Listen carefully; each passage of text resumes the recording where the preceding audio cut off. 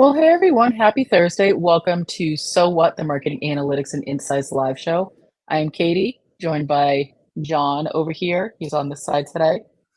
Hello. Yay. Good to see everything. Chris is in Denver at the Digital Now conference. I think he might actually be speaking right now as we're recording this.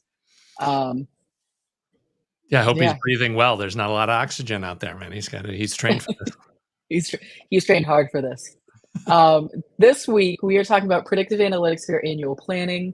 We're going to cover the basics of what predictive analytics is, the use cases of predictive analytics in marketing, and applying predictive analytics to your annual plan. So, John, you've been with us for a long time, and it's it's a type of analysis that I feel like is sort of the unsung hero of any kind of planning. What's your take on the usefulness of predictive analytics? Yeah, there is the challenge that it is kind of like 300 level marketing, right? Like Mhm. if you're a team that doesn't really know what the heck they're doing and faking their way through it for the first time, it takes a long time before you can get to predictive. But once you have things in order and you're looking for the next step, predictive is, crucially important to figure out how to effectively allocate your limited resources, because that's always the challenge is, there's never enough time. I mean, you can use money to buy more time, but if there's only so much money too. So you have to get as much done as quickly as possible with what you've got. And having predictive to point you in the right direction is really the make or break. And for smaller companies, it's whether you flame out or not. And for bigger companies, the stakes are just huge. I mean, if you're running predictive on your ad cycle, we've seen clients saving tens of millions of dollars on their ad spend because they're not, burning it that week. Everybody's at the beach or, when that big trade show is. So yeah, there's a lot of ways you can use it to, there is a lot of hype about it, being a crystal ball, but the reality is there are repeatable cycles that you can find and take advantage of. And, you've got to be able to do it. One of the first, actually, the very first talk I ever gave on stage was at Inbound in 2018, and it was like 5 use cases of predictive analytics, which at the time, to me, was felt very basic, but I tend to forget that I've been working with Chris long enough that these concepts are not new to us. But you're absolutely right, to a lot of marketers, it still feels like a crystal ball, but really it's just using their data, doing some math, and projecting it forward.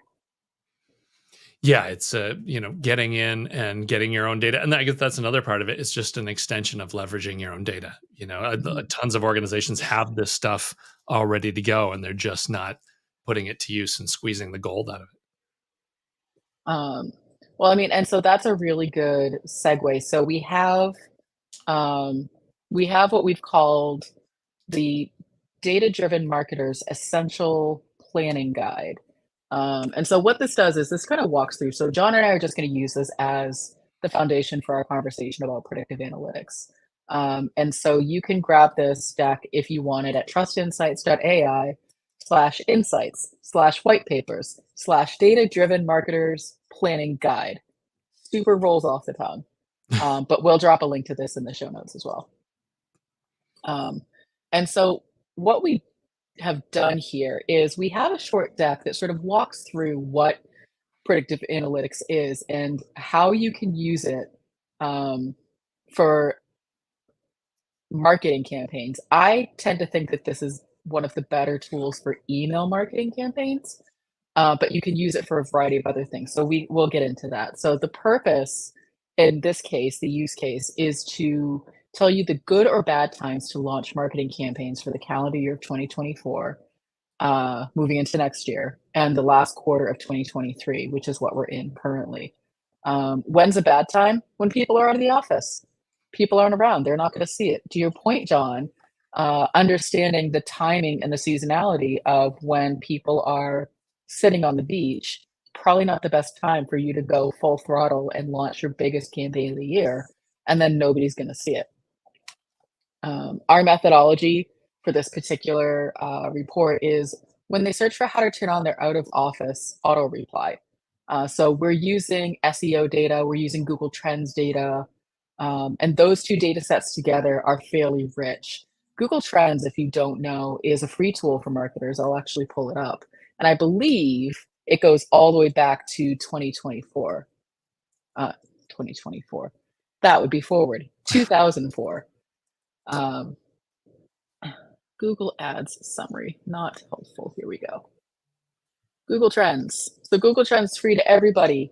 You should be using it. It's a great tool. So let's say we looked for marketing, just as an example. Pretty broad.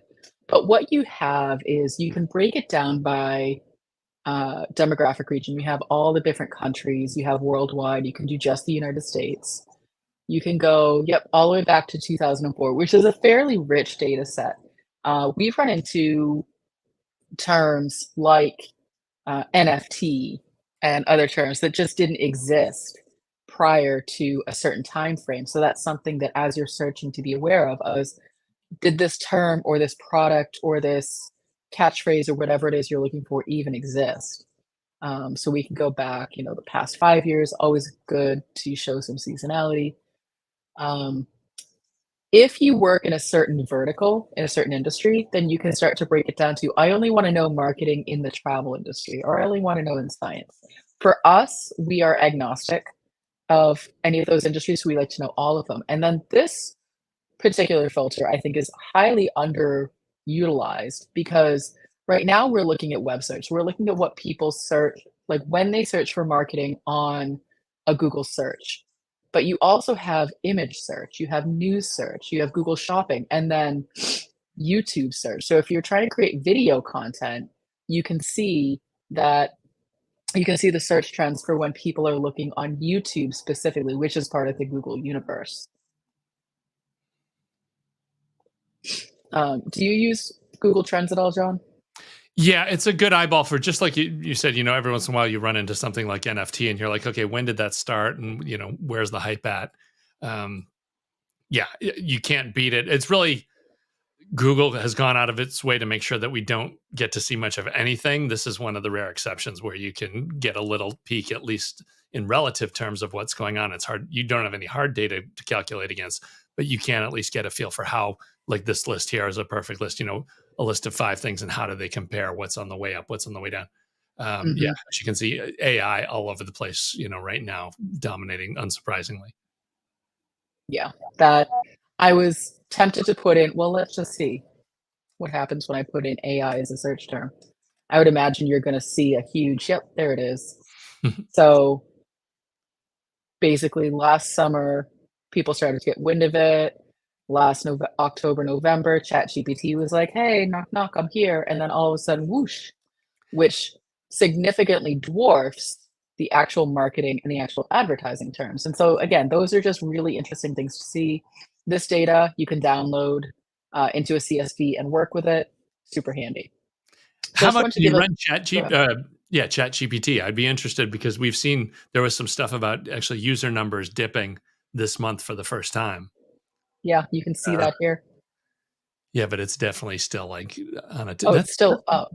weird that there was a dip there. Oh, I guess that's just like the summertime Yeah. problem.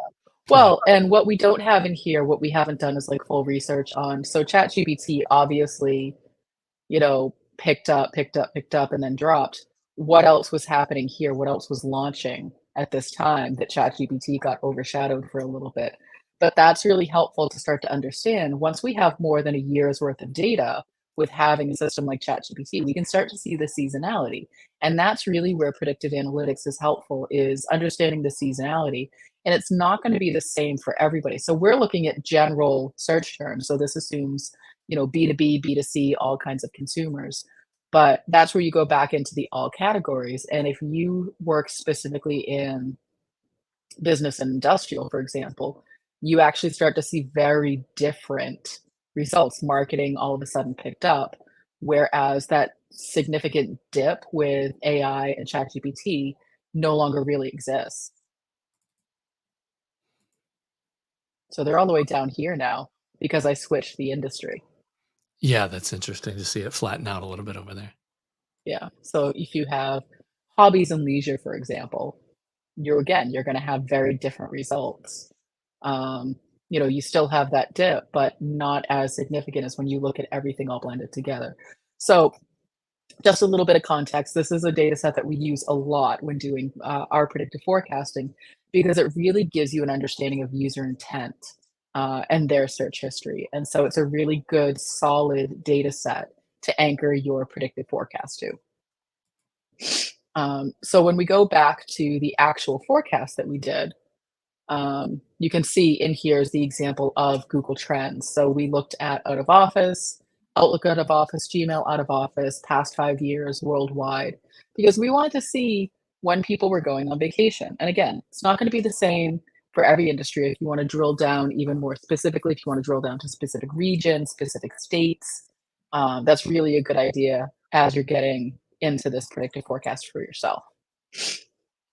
This is how predictive forecast is calculated. So John is our chief statistician. Do you want to go ahead and just like sound it out and tell us exactly what we're doing here? Yeah, give the rundown of this model here. No, this is definitely ugly math that I try to stay away from. This will ruin your day. A predicted forecast, if I recall correctly, and Chris isn't here to correct me, so I can say whatever I want, is a traditional predictive forecast uses an ARIMA model, an SREMA model for seasonality. I do remember when I presented predictive forecasting into 2018 on at Inbound, I had down all the different steps what ARIMA stood for, and it's I couldn't tell you what it is. I probably should have looked it up, but I know it's like moving averages and seasonality. And so basically, the way that we describe it is sort of like a GPS. And so you need to know where you're starting and where you're going. But then the ARIMA model starts to fill in all the different pieces that are actually happening. So you have, weather, you have traffic, you have, construction, other cars, and, timing. So you may start with it's a 10-minute drive, but as you start going and more data is coming into the model, it's like it's no longer a 10-minute drive. Now it's a 3-hour drive. You're probably better off walking. So let's see.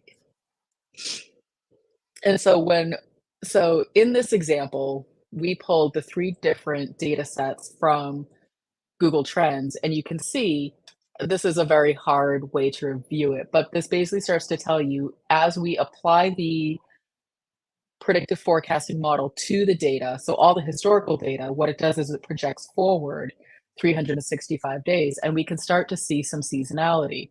And so you have the peaks here are when people are searching the most for going out of the office. So these would be the times when you wouldn't want to be planning big campaigns. And these down here are the lowest, meaning people are in the office and you would want to be planning campaigns. You can start to drill in to the individual data points to say, all right, I have a campaign planned for January 1st, 2025. Well, you can see in January, a lot of people are planning to not be around based on historical trends. So maybe you should either do it before or after that date. Yeah, and then you've got the peaks to jump on, right? That's always the thing. If you're looking for spend to get out in front of folks when the search volume is at its peak, you're gonna. Well, of course, for this it's inverse for out of office, but still, there's, again, you want to either go high and go low, and then the middle you tend to ignore depending on what's going on. Well, and it's interesting that you bring that up because it really depends on what your strategy is. And so you could have a strategy where it's actually better to launch when people aren't around if you're doing like a soft launch, for example. So you want to sort of get it out there, test the waters, but you don't want it to make a big splash. Maybe it is better for you to launch something when people are less around to sort of like let it build up some steam. The other thing to consider is what are your competitors doing at that time? So are they laying low during those times when they think nobody's around? So it's actually your time to strike because there's no competition, there's no, competitive search traffic, there's no other products going out at the same time, no campaigns to take people's attention away. So you could actually use it to your advantage. Yeah, that makes sense. You keeping an eye on the rest of the spend is always another poker game, but there's a lot going on that front. And so with this, we do the whole analysis. What we put together is a very simplistic way. We think it's simplistic way of looking at it. And so these are all the weeks in Q4. So where are we now? It is November 2nd. So we are in this week. So we're sort of in a, if you want to be sending email campaigns or doing any sort of paid ad campaigns, you're in a good spot to do that. We start to get a little bit more tricky as we get towards Thanksgiving and Christmas. Understandably so. People take off a lot of time in November, December for the holidays in the United States. And so if you're planning on doing something, it's probably not a great time to do it. Or if you're like us, you sort of just do it anyway. It's interesting that there's not a huge dip around Thanksgiving, but I guess that does make sense because, first of all, the rest of the world is not on board with that. And then it is a Mhm. partial week. Like people are definitely working, most people are working Monday, Tuesday, Wednesday. Yeah. I was looking at our calendar and we only have Thanksgiving, which is the Thursday, and the Friday marked as out of office, but the rest of the week and then the following Monday will be around. I think people tend to save that time more for the actual Christmas, Hanukkah, other holidays that happen in December. Yeah. Yeah. If you don't have it done by that Friday before all the Christmas stuff starts, that's usually it for the rest of the year. You're throwing in the towel. Mhm. And then we can just go through the other quarters pretty quickly because you'll start to see some seasonality. And so you see back second week of January, that's a great time for that quarter. Um, the last week of March is the worst time, but you start to see in late January and then in March. And so, John, I don't have kids, but assuming that this starts to coincide with like February vacation and spring breaks and all that kind of stuff. Yeah. There's always these competing weeks. There's Mhm. some schools that will do a week in February and a week in March, and then there's usually a different set that's often tied to a more collegiate group of taking 2 weeks in April. But yeah, there's all kinds of variations with that. Um, I know that. Yeah, see, like it's weird that near the end of February, that's actually I know that that's like a dead week at Disney World randomly, like because all the vacations fall around that. People are actually working heavy that week, and then as you get to that 310 week, it gets ugly. And then yeah, I think with the 4-3, you're just like square in the middle of spring break. You've got both college and primary, secondary schools off then. So yeah, there's people trying to get out of the cold, and there's a lot going on as far as those weeks. So the other one is trade events too. Like trade events finally Mhm. start to pick back up in March. They go dead during December, and then January, February, everybody's doing planning internal stuff, and then we usually see end of Q1 into Q2 business travel stuff picks up again. Well, let's see what that looks like. So this is Q1, this is Q2. So first first whole month. So you have April and then the first week in May, all good to go. At least based on historical data, people should be around. So if you're trying to launch something end of Q1, early Q2, April seems to be the way to go. Again, this isn't a specific analysis. This is fairly general, but we do offer the ability to do more specific analyses if that's something that people are interested in. Unsurprising, when you start to get into May, you start to get into, at least in the United States, you have Memorial Day, kids are starting to get out of school, and then you have June and the summer months. And so June, it looks like, is just don't even bother. Everybody's like trying to wrap up school, head out on vacation, get the heck out of their office. Like, don't bother launching anything then. It's a terrible time if that's what makes sense for your company. Yeah, that back half of June, it's graduations, and then yeah, summer vacations start to kick off, and everybody's on the road. And so let's see if that trend continues into Yeah, straight to July. Q3. Yeah. Oh, and unsurprisingly, it does. So you have July, you have the first part of August, and then mid-August, people start to come back. Now, depending on where you are in the United States, some schools actually start in mid-August. I know my in-laws live in Arizona, and come like the second week of August, they're already back in school. Yeah, you've got that seasonal thing is it is really weird, and that's you get those people bailing at the front end too. But then it's Mhm, interesting to see that 9-15 week, right back in action. That's always where it's like HubSpot inbound and content marketing world, and there's like 5 mhm. shows that run over the next 2 weeks right there. Like everybody is right back on the job at that point. And yeah, it's interesting to see 4th of July being the high watermark for people bailing. And, what's interesting about a predictive forecast is to your and you said this earlier, John, it's not a magic ball, it's not, tea leaves and crystals. It's really a confirmation of the anecdotal evidence that you already have about your consumers. And so we can say, we think that the week of July 4th is probably the worst week to send an email. But when we run the data, we can confirm that, and then that is a decision that we can stand behind because we can say the data shows what we already know. So it's a really good way to just sort of confirm what you know about your audience anecdotally anyway. Yeah, and we do these kinds of analyses all the time as far as okay, so this is just on a general term, based on search data, but you can run the same thing on your email performance. You can look at what Mhm. your how your email campaigns have done, and if you've got multiple years of data, you can actually see okay, when are the clicks and opens happening, and you can create basically the same report for yourself, but it will be a lot more in line with the performance that you're getting from your email campaigns. Yeah, absolutely, and I think that that's a really good takeaway is, you know, an analysis like this, like the one that we created that again, you can get from our website, is a really good starting point, but your best bet is to use your data because your data is going to be specific to your audience and your seasonality, and that's absolutely something that we can help with. And so, we started with Q4 2023, so we knew that, basically December was the worst time. And you can see reflected here sort of the same thing. So you have, you sort of go through October. October's pretty good.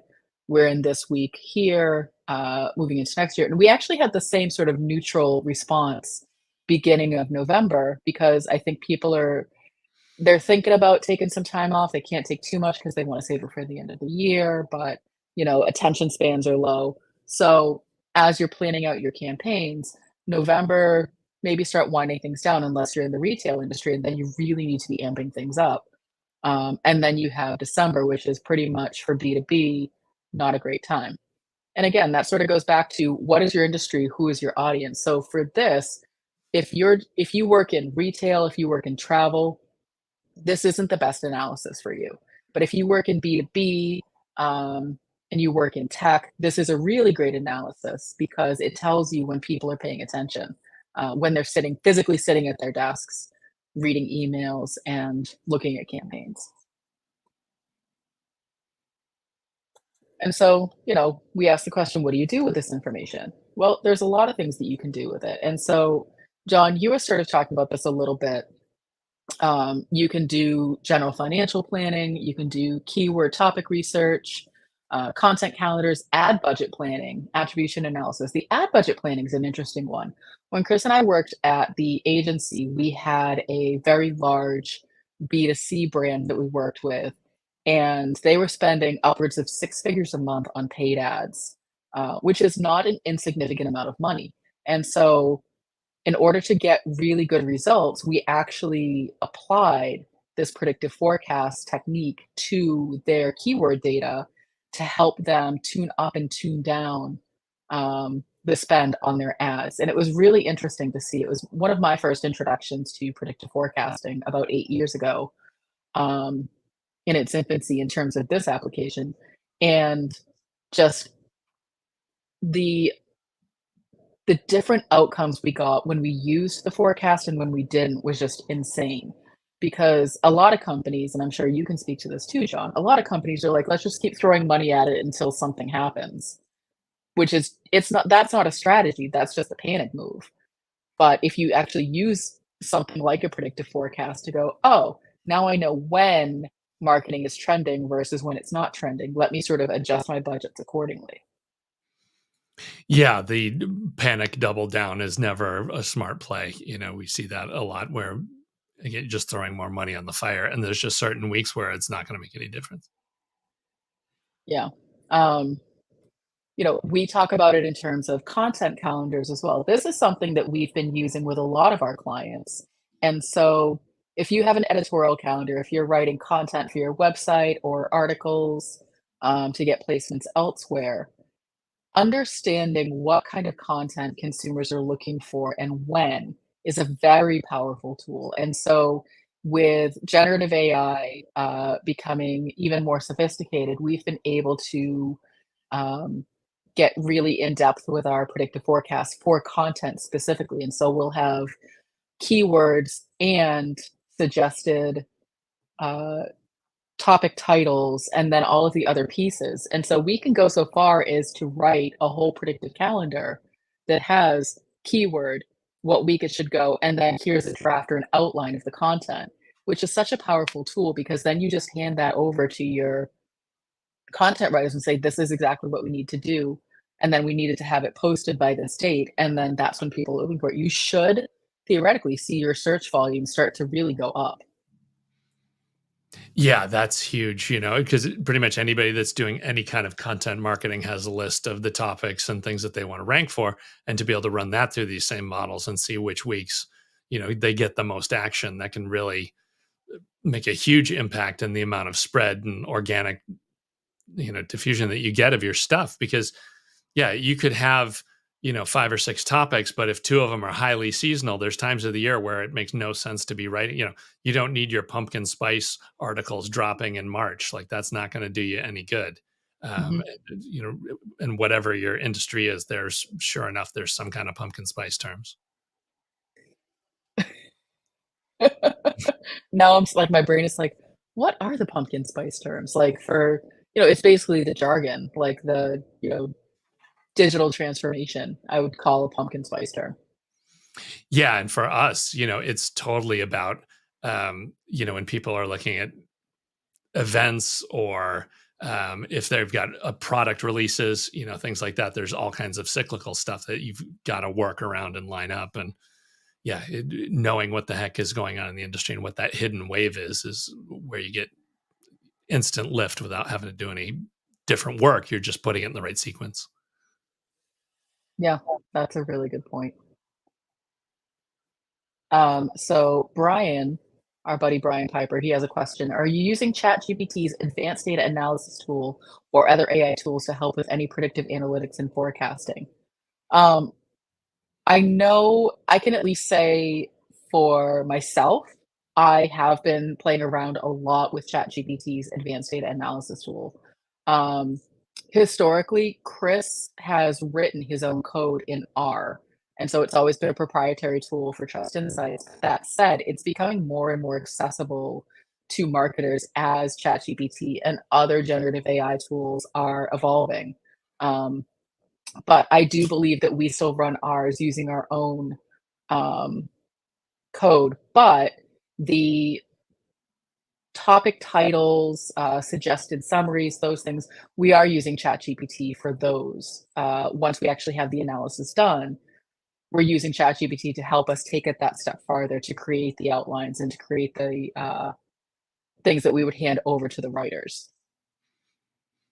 Yeah, we have a lot of that stuff in house, but I haven't had a chance to play with the data analysis tool. I know that was recently rolled out. That's something else that I need to spend some time getting into. I've seen Andy Crestodina doing some stuff with that, and Chris has done some stuff with that too, where you actually Mhm. upload tables of your own stuff and have it give you, reporting back. I don't know as far as, does the thing have enough in the corpus to be able to call out seasonal trends for industries where you're not feeding any data? That's a different story. Mhm. I actually used ChatGPT, the data analysis in this past week's newsletter. If you want to subscribe, trustinsights.ai/newsletter. I used the advanced data analysis tool to help me analyze qualitative survey data, feedback data, to help understand what people had said on our one question survey. It actually, the analysis came out pretty good. Now, to the question that Brian had about are we using ChatGPT? So you're right. Chris did build his own tool and he is using those math formulas that we showed earlier. That is absolutely 100% what's happening. One of the reasons for that is, um, up until recently, ChatGPT didn't have this advanced data analysis tool. So we had been building it all in house, as John said. But the other thing to keep in mind is that the timeline of ChatGPT, the data only goes back so far. So number one, you have to be providing the data yourself. But, I'm gonna try not to bungle this too hard, but basically my understanding is that, yes, ChatGPT can do the data analysis, but it may not fully understand seasonality as its own historical database may not go back far enough. It's maybe just looking at your data. If your data doesn't go back far enough, if your data only goes back a year, you're not really gonna understand true seasonality. So I would say it's worth experimenting with to see what kind of results you can get, but know that there may be limitations for now on what ChatGPT can do with that kind of historical data and forecasting. Yeah, and it would be interesting to, given that it's kind of constantly adjusting. I mean, because you could ask the same question a number of times and see how much variation you get in the answers you get. I'd be interested to see how that works. Mhm. I would say if you're going to ask ChatGPT for a predictive forecast without providing it data, then you're definitely not gonna get something that you can take action on. You should at least have your own core set of data that you're getting to it to ask for assistance with that. The other thing I learned through Andy Crestodina, and I applied this again in the newsletter this past week, was you can ask ChatGPT to show its work. And so if you give it a data set and you say, this is what you're doing, this is the type of analysis, show your work, it actually gives you the snippets of code as it goes through each step. So you could take those code snippets, put them in your own um, code language, like Python, I believe is what it typically writes in, and you can start to build your own models that way. My understanding is also that the code is usually about 90% correct, and so there is some error in it. So you would have to then know what you're looking at to be able to QA it properly and put it into a cohesive script that you can run repeatedly. But it is a really good place to start if you're just building those things, from scratch. And so, John, that kind of brings us to our favorite part of predictive forecasting, which is the cheese of the week.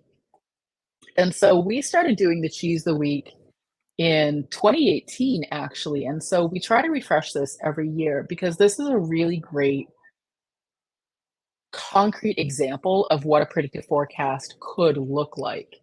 And so this is from 2022, so it is a little bit outdated, but the basic idea is the same. And so if you were a marketer who was trying to use a predictive forecast, this is how you would do it. And so you would have all of your keywords over here. And so you would want to have your keywords, not just a general set, but things that are specific to you. In this case, we're looking at all the different kinds of cheeses. So we have Munster, cheddar, Swiss, Parmesan, Asiago, Parmigiano, cottage cheese, American cheese, so on and so forth, because everybody loves cheese.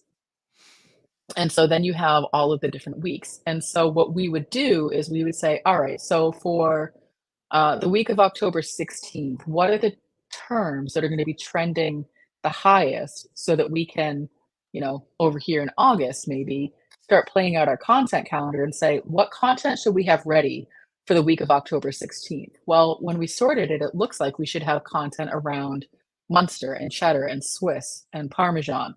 And so what we might do is say, all right, do we have recipes? Do we have, buying guides? Do we have storage guides? Do we have other, history of where it comes from, the different types, all the different kinds of helpful content that will give your consumers something to really, learn about and search for. So, they could be like, where do I buy Munster cheese? How do I use Munster cheese? Can I grow Munster cheese? Answering all of those questions. And a predictive forecast gives you the time to do that so that you're not getting to the week of the 16th going, oh man, everyone's looking for Munster and we don't have any content around it. Yeah, this kind of stuff we had run for other food manufacturers and some other verticals, but and it was so cool when we had run it and we realized, well, of course we obviously can't share any of that stuff. So that was where Yeah. cheese came into the thing. And yeah, it highlights all kinds of crazy stuff. When I'm talking about this with clients all the time, I always bring up halloumi. The fact that Hmm. you see it, it basically spikes in the heart of the summer. And I knew nothing about it prior to this. And the fact is it's grillable cheese, right? So that's July, August months when people are firing up the grills, suddenly it gets this spike. So if you were Hmm. a cheese, if you ran a cheese manufacturer or you're a retailer that was looking for what to focus on for the next couple months, this kind of report shows you what the cycles are. And yeah, having played around with it for a bunch of other examples, about the Super Bowl, you get Monterey Jack springs up because you've got everybody doing nachos. And Hmm. around Thanksgiving and Christmas, you've got the cheddar weeks because people are, making apple pies and doing other Hmm. stuff that they can bake with cheddar. So yeah, it gives you this look at your data where, when does the rest of the world search this stuff out and when are they trying to find it? And it's just fantastic because as somebody in the industry, you usually end up being blind to this kind of stuff after a couple of years working there. As you don't think about what people who know nothing about your product, like what are their first steps and when are they looking and what inspires them to search. And this can surface all that. And yeah, and then this is just easily back solving to your content calendar. It's like, okay, that halloumi's hot July, August. So that means April, May, you've got to start getting the editorial going as far as writing these up and figuring out what's supply going to be like and what are the recipes that people normally dig up. And let's make some videos showing how it works. And Hmm. yeah, this kind of stuff can, again, it's you're going to do all the same amount of work, but the way you sequence it can drastically improve your results and get you where you want to be. Yeah, we actually we need to refresh it. We use it for Trust Insights for our own editorial calendar because, every Monday morning, Chris and I kind of stare at each other and go, "So what should we talk about on the podcast this week? What's going on with AI? What's going on with marketing?" And we had fallen off the habit of doing it because we were running into a lot of repetitive topics. And what that tells us as marketers is we need to expand our keyword list. It was too narrow because then you're going to start to get every other week is something about digital marketing, or every other week is something about how do I use AI in marketing, which is great. But you definitely get to a point where there's only so much content that you can create that is high quality. Um, and so when you start to run into those issues with a predictive forecast, it means you need to start expanding your keyword list beyond the basics. And that's where you really need to do that keyword research, audience research, asking people what's going on, what do you need, what are you thinking about, what's new, what aren't you thinking about, using tools like Google Trends to see are people even talking about this thing. Another really great way to use this is, you know, at least it used to be, when you should be posting your content on social media. Social is a little bit of a dumpster fire at the moment, as Chris would say, but there are still social channels that are working.